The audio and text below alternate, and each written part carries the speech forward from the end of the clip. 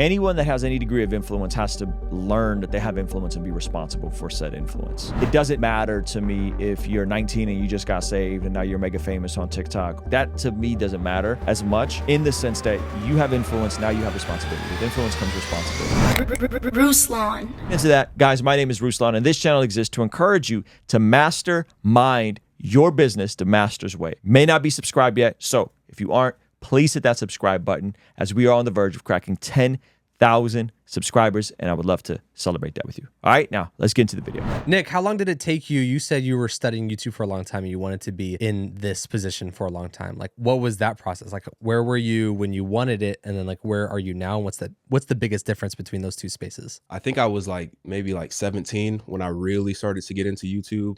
I'm 30 now. So I think by the time I turned like 18, I already kind of knew. I wasn't in line to go to college or nothing like that. I could have played sports, but I was very lazy, to be honest with you. I was one of those people, like everyone said, like, oh, he has potential, he has talent, but I was never able to put the hard work in to see that talent and that potential actually blossom. So I think around like 18, 19, 20, I really just started immersing myself in YouTube. And I think I kind of got like addicted to it low key. And I think through that of just consuming so much content and not watching TV anymore, just watching a lot of YouTube, I just like fell in love with YouTube itself. Vlogs was like really big back in the day. The long boring vlogs with no editing, just people just talking. And I just kind of always wanted to do that. And I tried to do it. I was vlogging at one point. I was doing like daily vlogs, which I'm so grateful that I made all those videos private now, so nobody can see them. Oh, it was a cringe fest. But through that, I tried to find how best I could express myself. And then I met my best friend, Elliot. He introduced me to, to Jesus. And then it was kind of like the perfect intersection.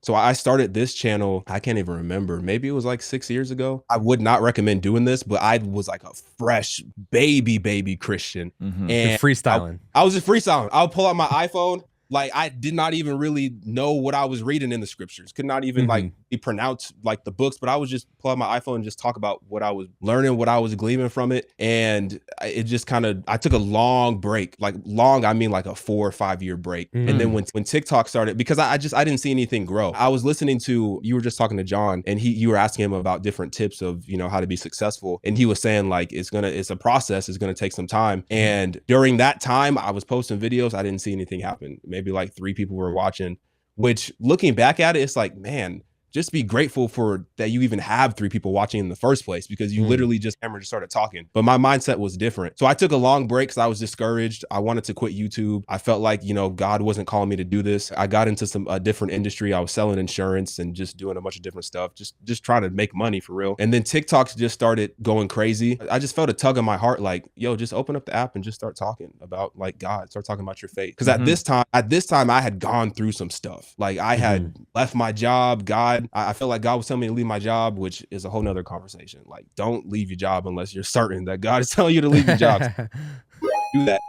But I left my job and I went flat broke. I was just depressed. I was about turning my back on God, and it all came full circle. And then that really deepened my relationship with God. That really deepened my prayer life and deepened my worship and deepened my dependence. And so finally that season, I felt like, okay, now I have something to really say. And then I got on TikTok, and like the first few videos I posted on TikTok, like they went kind of crazy. And then I was like, maybe I should just start talking about it, stuff on YouTube again. And then I started to do that. And then it just started taking off. What year was this that you got on TikTok and things kind of popped off on TikTok? That was like 2 years ago, I think. Okay. When did you go, oh, there's something here with YouTube, I could potentially do this and make this a living for me and my family? Like, do you remember that moment for yourself? Because your channel, I feel like it was fast. Like you went from a couple 100,000 to like, it compounded quickly. I think the first month that I was monetized, I don't remember. Well, I do remember how much I made. Don't say them out. Don't say them out. No, don't do that. Okay. Don't do that. Don't do that. Don't do that. You can tell me privately, but don't do that.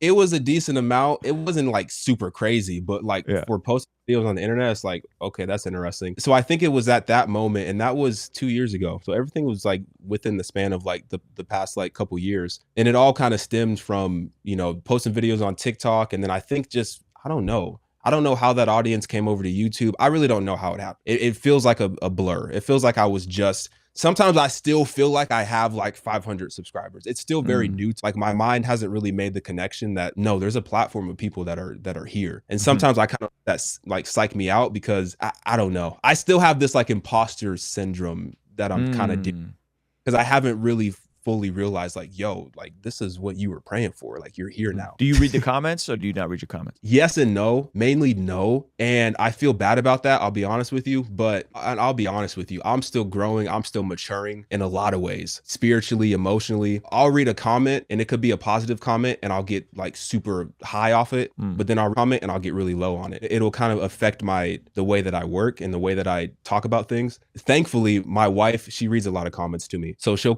read the we were just at breakfast today and she was going through all the videos and all the comments from the different platforms and she was reading them to me. But I do want to make it a point to get more active in the comments and really build that sense of community, because that's what I was initially in it for, was to establish that community. So it's funny that you said that. I do want to get back into that, most definitely. Yeah. Zach used to roast me because I would spend way too much time in the comments, bro. Bro, I'd come into the studio and like the first 2 hours of the day, just Ruslan sitting through comments. Yeah, just responding like paragraphs, bro. This man's having debates with like randos. I respect that though. Yeah, but I stopped. I went completely. I stopped, and now I'm slowly like I'll kind of poke in. You know, like on the app, it'll show you like latest comments. Like I'll glance at those. I might respond to a comment here or there, but I really do read the comments on the business channel. Those comments I'm in because I'm needing that feedback to see like, is this working? Is there a need here? Is there value here? But the main channel, and I say the Bless God Studio channel, I can't. It doesn't mean anything. One, it doesn't mean anything, and then two, is like inhibiting on our actual workday. Yeah, like it was like we need to get real things done. Yeah, and it was like we're just sitting and responding to comments.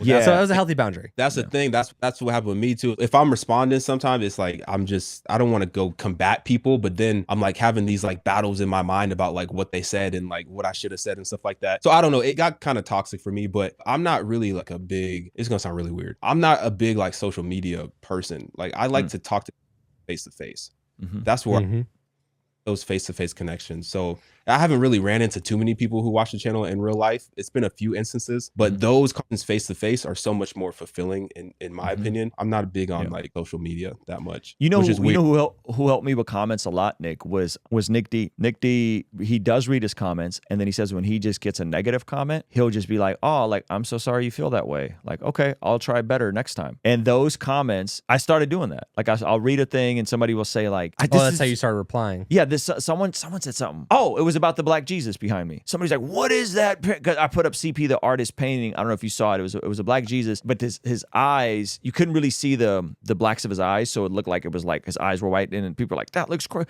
What is that? That's so bad. How dare you? And I just was like, oh, like, I'm so sorry you feel that way. My buddy CP, the artist, did it. I just wanted to support my buddy, you know? And instead of taking it personal, I just did that reply. And then they replied and they were like, oh, like, it's all good, man. Like, I understand. That's cool. You got to support your, like, it's funny how just like, because I think a lot of times in the comments, like, people just want to be heard. Ruslan's entered the cabal. And then it's like, oh, I'm just supporting my homie. And they're like, oh, okay, that's cool. You're like a real person. You reply and you're just like supporting somebody. That's awesome. Yeah. So I've been trying to keep that posture. I've been trying to keep that posture of like, when someone's being combative in the comments, let me not get emotional. Because if it's not true, it shouldn't affect me anyway. And then just let me reply with grace and humility. And it usually tends to disconnect. And a lot of and folks will be like, oh, my bad. Like, I was just having a bad day. Don't worry about me. Like, I've had that. Like, oh, don't worry about me. Like, bro, do you, I was just watching, I was just reacting to something. I think you've probably seen it. The George Janko, the Girls Gone Bible podcast that they did. Yep. They were talking about something and I was like, that's a really good question. So what do you think? Because you see all these people on like Instagram, TikTok, YouTube, whatever, all these like Christians who have this platform and they're speaking about Jesus, preaching the gospel. At what point do we consider somebody to be a preacher? You know what I'm saying? Or like a pastor? Are we just looking at people who are on the internet who are preaching the gospel as just like, you know, influencers? I don't like that word, but like influencers, or like, what's the line from like biblical perspective? Is it like, oh, you got to have an actual church and like be in ministry and be like a nonprofit and stuff like that? Like, what's that line in your opinion? That's a great question. I think anyone that has any degree of influence has to learn that they have influence and be responsible for said influence, right? So like, it doesn't matter to me if you're 19 and you just got saved and now you're mega famous on TikTok, or if you're an actual pastor with an actual congregation and you just kind of got popping on YouTube on accident. Like, that to me doesn't matter as much, in the sense that you have influence, now you have responsibility. With influence comes responsibility. So I think that's a real thing at every level. I do think there's something different, categorically, ontologically different about an ordained elder pastor of a church and a person who is on YouTube, has a podcast, has a degree of I do think that that is categorically different. And that doesn't mean that you're not responsible. It just means that I don't position you in the same category, right? Yeah. Because I think there's room for people who may not have a calling to ministry, may not have a calling towards being ordained as an elder pastor of a church and still having some degree of influence. I think we got to make room for that. And so I think what we don't want to do is tell people they're not responsible. No, you're responsible. If you're on the internet, you're responsible.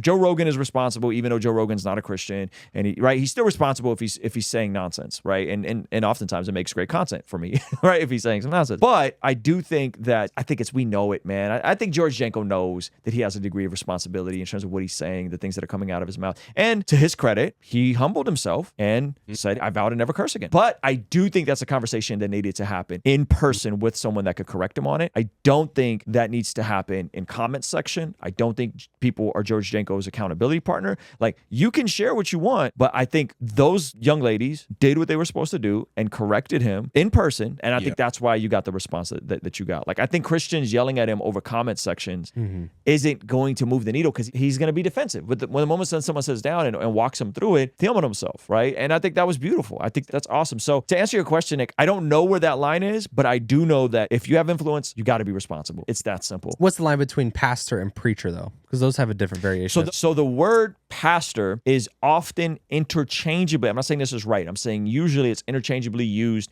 with the word elder in Protestant circles. So when we say pastor, we're usually meaning someone that's an elder, overseer, First Timothy, Titus, what is it, Titus 3 or Titus 2. That's when we say that, that's what we mean. Now, the truth is that word pastor doesn't always mean that in the scripture. Sometimes you could be a lower P pastor. You can be a worship pastor, a young adults pastor, a children's ministry pastor, lowercase p pastor. But when we say it, generally, we're saying a pastor is an elder. A pastor is a church planter. A pastor is the overseer of a church, right? Different streams of Christianity will say, maybe use the word bishop. So, but a pastor is not an evangelist. A pastor, he's not necessarily a preacher, right? A pastor should be able to preach. So from a theological standpoint, I do think that's a distinction. I do think there's a distinction. And I do think, Nick, to your point, we do need to make room for people who are evangelists, who are preachers and communicators, who may not be called to be elders and pastors, capital P pastors of local churches. And I think the more we create that room for them, the better the overall space will be. The issue right now is people want no responsibility or they have to be a pastor. That's the binary. Like, they either view you like their pastor or they view you like you're just a TikToker kid who, right? Yeah.